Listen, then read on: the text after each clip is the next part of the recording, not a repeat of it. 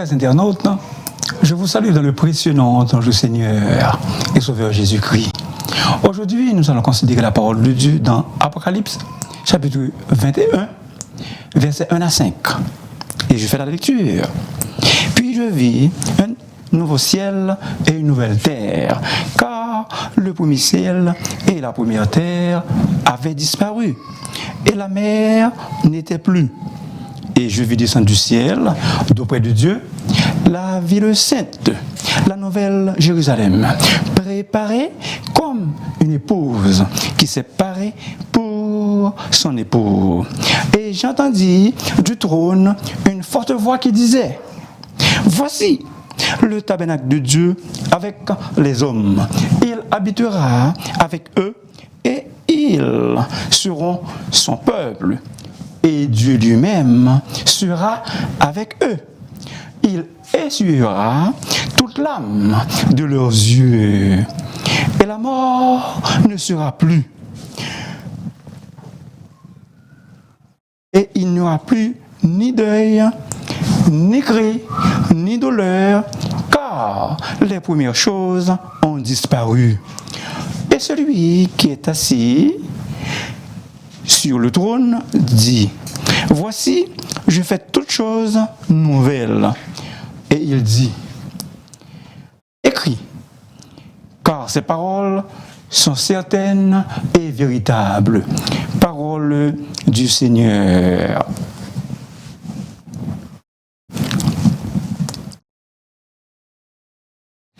Le sujet.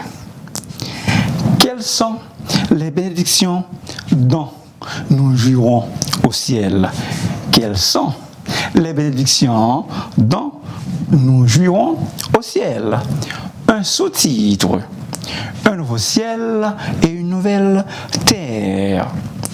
Et celui qui est assis sur le trône dit: voici, je fais toutes choses nouvelles. Le mot kénos, nouveau ou nouvelle, ne signifie pas nouveau au sens chronologique du terme, mais au sens qualitatif. Le nouveau ciel et la nouvelle terre ne succéderont pas simplement l'univers actuel selon un ordre chronologique. Il s'agira quelque chose de nouveau, fraîchement créé, du jamais vu. Toutes choses nouvelles. Gloire à Dieu. Toutes choses sont bien besoin d'être renouvelées. C'est important, je reprends. Toutes choses ont bien besoin d'être renouvelées. Pourquoi? Car elles sont déjà tristement abîmées et usées par le péché. Le ciel sera nettement différent du monde actuel. Il y aura des changements spectaculaires. La peine, l'injustice et le malheur règnent dans ce bas monde. Des mères et leurs enfants sont laissés sans abri par la guerre. On a contaminé l'atmosphère et pollué les fleuves. La famine sévit dans certaines parties du monde.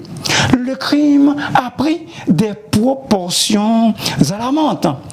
À titre d'exemple, notre cher Haïti.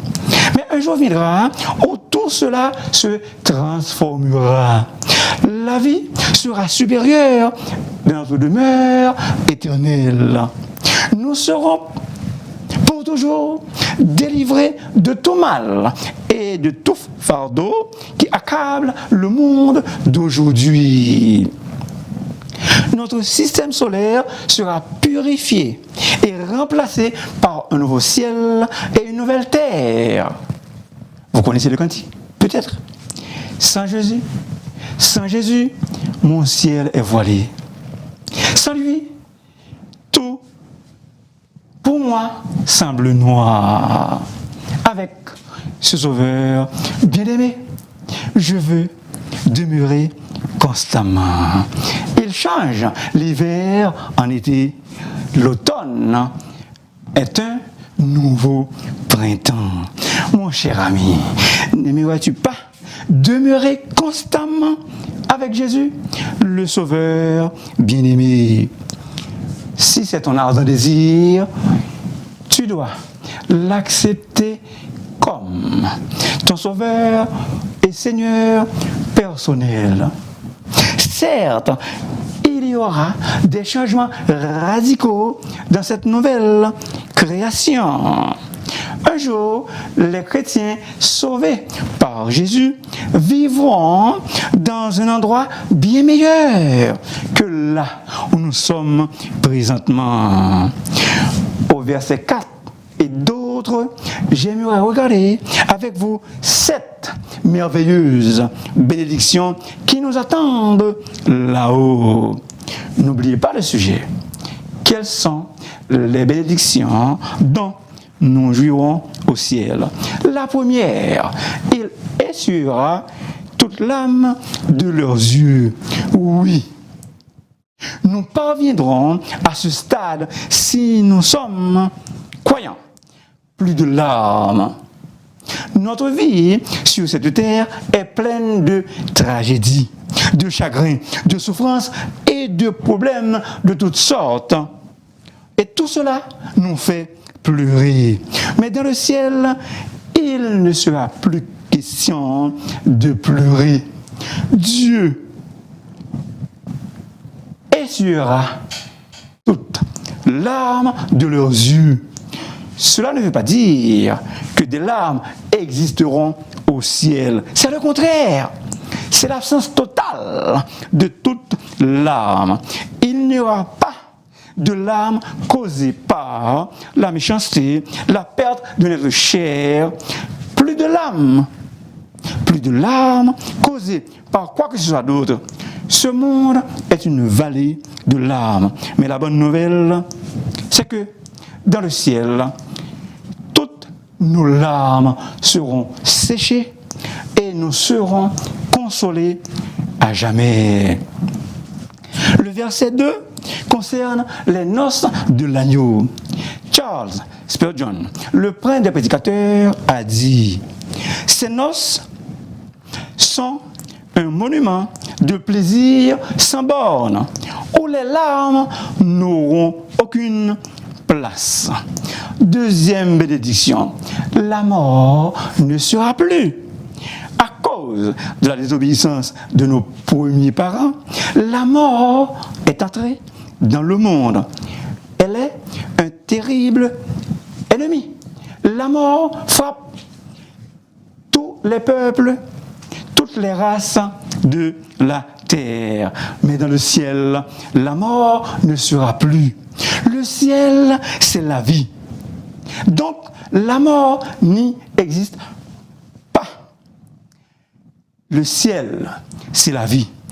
Pas gain la mort dans le ciel. Il est écrit, la mort a été engloutie par la victoire. 1 Corinthiens 15, verset 54. La mort et le séjour des morts furent jetés dans les temps de feu. Apocalypse 20, verset 14. Et là, dans le ciel, il n'y aura pas des funérailles. Troisième bénédiction, il n'y aura plus ni deuil. S'il n'y aura plus de mort, il va sans dire qu'il n'y aura plus de deuil. Le deuil est une cruelle affliction, une tristesse que l'on éprouve de la mort de quelqu'un qu'on cherche à se détacher. Quatrième, ni cri. Ces mots se rattachent aux larmes que Dieu essuiera. Les cris que nous entendons plus dans le ciel font allusion à l'affliction et à la peine. Sur la terre, il y a des situations désagréables, indésirables, qui peuvent nous affliger, nous causer de la peine, nous rendre tristes, nous décourager. Mais dans la Nouvelle Jérusalem, nous ne serons plus jamais affligés. Plus de peine, plus de tristesse, plus de découragement. Êtes-vous affligé, en peine, découragé, attristé maintenant? Pensez au ciel. Pensez-y sérieusement. Rappelons-nous que la Bible dit clairement que les croyants doivent se concentrer sur le ciel. En fait, l'apôtre Paul nous fait remarquer que nous sommes citoyens des cieux. Philippiens 3, verset 20. Notre récompense sera grande dans les cieux, a dit Jésus. Matthieu 5, verset 12. Résumons. Dans le ciel, il n'y aura plus de larmes, plus de mort, plus de deuil, plus de cris. Cinquième bénédiction, ni douleur. Nous sommes assurés qu'il n'y aura plus de douleur dans le ciel. Aucune. Peut-être présentement, vous avez des douleurs au dos, aux genoux, je ne sais pas. Mais au ciel, vous n'en aurez plus. Quelle bénédiction de lire ces paroles dans la Bible. Écoutez bien les versets. Cependant, ce sont nos souffrances qu'il a portées. C'est de nos douleurs qu'il s'est chargé. Ésaïe 53, verset 4. Sur la croix, notre Seigneur Jésus a porté nos souffrances. Il s'est chargé de nos douleurs. Personne ne sait vraiment le nombre de personnes qui souffrent à cause d'une maladie ou de quelque chose d'autre. Mais dans une visite dans un hôpital, nous donne un aperçu de l'étendue de la souffrance qui accable notre monde. Par contre, dans le ciel, nous ne connaîtrons plus de douleur. La souffrance disparaîtra pour toujours. Il n'y aura plus de souffrance morale et physique. Le corps glorieux que nous posséderons au ciel ne sera jamais sujet à aucune douleur, aucune déchéance, aucune douleur, quelle que ce soit. Dans le ciel, il n'y aura plus de maladie et donc plus de médicaments. Pas de maladie dans le ciel. Nous n'avons pas besoin de médicaments. Dans le ciel, il n'y aura point ni microbes, ni bactéries, ni coronavirus. Dans le ciel, nous n'aurons plus besoin d'antibiotiques, plus besoin de pilules pour apaiser nos douleurs. Tylenol, dans le ciel, n'ont pas besoin de Tylenol. Ça va nous faire. Regardez, des pilules qu'on m'a prescrites en sortant de l'hôpital. Là-dedans, il y a 50 pilules pour calmer une douleur cruelle à cause d'une fracture dans la colonne vertébrale au niveau de L1. Tylenol ne marchait pas, trop faible. 3 mois de cela. Mais dans le ciel, j'en aurais pas besoin de prendre des pilules 50 là-dedans, pour calmer la douleur cruelle que j'ai. Peuple de Dieu, dans le ciel, nous ne vieillirons jamais. Dans le ciel, nous ne vieillirons jamais. Nous serons toujours jeunes. Notre corps glorieux ne connaîtra aucune déchéance physique. 6e, la joie. La ville n'aura besoin ni soleil, ni de lune pour l'éclairer, car la gloire de Dieu et l'agneau est son flambeau. Soulignez ça s'il vous plaît. Et l'agneau est son flambeau. Verset 23. Un verset parallèle. Chapitre 22, verset 5. Il n'y aura plus de nuit. Et ils n'auront besoin ni de lampe, ni de lumière, parce que le Seigneur Dieu les éclairera. Et ils règneront au siècle des siècles.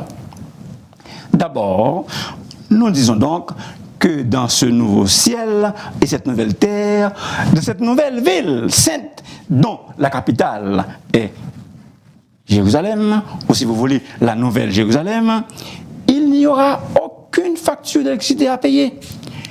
Pas bien Hydro-Québec, mais Hydro-Céleste gratuit. Aucune hypothèque à payer parce que notre Seigneur Jésus a déjà payé pour tout cela au calvaire. Sa sixième parole de Jésus, Tétélestai.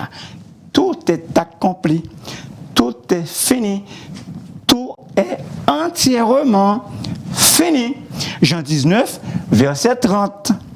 Tout est payé, tout est entièrement payé. Même le billet d'avion pour aller au ciel. Chers internautes, actuellement, nous dépendons du soleil pour la lumière et la chaleur. Nous connaissons le jour et la nuit et les 4 saisons à cause de la rotation de la Terre et notre dépendance du soleil. Mais au ciel, nous n'aurons plus besoin de lumière du soleil. Dans le ciel, nous n'aurons plus besoin de la lumière du soleil. Pourquoi? Parce que Jésus est la lumière du monde. L'un des 7 je suis de Jésus. Je suis la lumière du monde. Celui qui me suit ne marchera pas dans les ténèbres, mais il aura la lumière de la vie. Jean 8, verset 12. Plus besoin de la lumière du soleil. Pourquoi? Parce que la gloire de Dieu, la Shekinah, éclaire la ville. La joie, l'agneau est son flambeau. Verset 23. J'aimerais maintenant vous demander de contempler, d'adorer l'agneau, Jésus, la lumière du ciel. Dans les Écritures, la lumière est le symbole de la joie. Frères et sœurs bien-aimés, c'est dans le ciel que nous puiserons, que nous expérimentons une joie continuelle dans la présence de Dieu. J'ai bien dit, une joie continuelle, sans interruption, dans la présence de Dieu. 7e bénédiction, verset 25. Point de nuit.